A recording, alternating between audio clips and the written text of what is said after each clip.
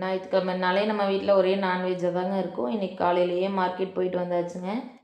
மீன் வாங்கிட்டு வந்தாச்சு. என்னென்ன மீனுன்னு பார்க்கலாம் வாங்க. நெய் மீன் சில்லிக்கு வெட்டியிருக்குங்க. நெய் மீன் மண்டையும் வாவல் மீன் மண்டையும் குழம்புக்கு வெட்டியாச்சுங்க.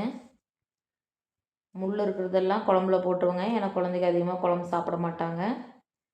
முள்ளே இல்லாத பீஸையெல்லாம் வறுக்கறக்கு எடுத்து போட்டாச்சுங்க. 3ஆக பிரித்தாச்சுங்க. சமைக்கிறதுக்குள்ளே காலையில் பசங்களுக்கு பசி ஆயிடுச்சுங்க.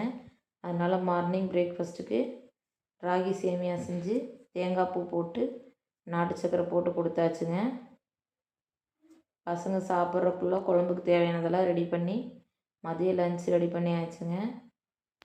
லஞ்சுக்கு என்ன சமைச்சிருக்கேன்னு பார்த்தீங்கன்னா வெள்ளை சாதங்க, சுட சுட சாதம், வாவல் மண்டை, நெய் மீன் மண்டை, அதோட வால் பீஸ் இதெல்லாம் போட்டு குழம்பு வச்சாச்சுங்க.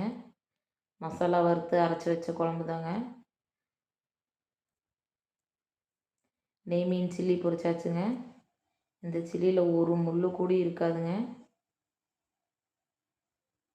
வாவல் மீன் பீஸ் பொரிச்சு வச்சாச்சுங்க. இது எண்ணெயில் போட்டு பொரிக்கிறத விட தோசைக்கல்லில் வச்சு வறுத்தெடுத்தா டேஸ்ட்டு சூப்பராக இருக்குங்க. எண்ணெயும் கம்மியாக இருக்கும்.